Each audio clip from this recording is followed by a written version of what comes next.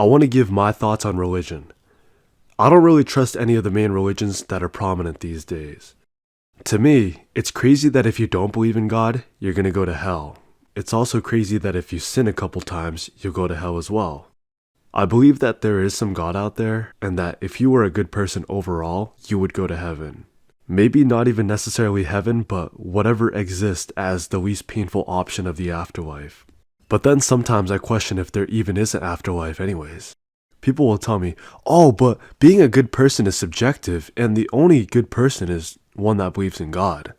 Come on, guys. I think that if we're being honest here, it's very easy to tell who's a good person and who's not.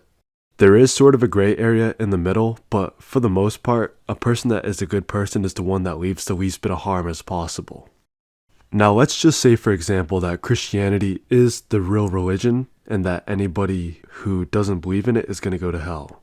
Well, let's say that you were born in a different country that never even heard of Christianity, or your main religion in your country was not Christianity. How would you even hear about Christianity in the first place, and how would you even get to practicing it? You were brought up on one religion, and you went your whole entire life not knowing about the true religion. You were basically misguided by people who thought they knew the best because they believed that was the best. Does it sound fair that you're going to go to hell for that? God is supposed to be empathetic and have mercy. So how is it empathetic if in that situation you're going to go to hell?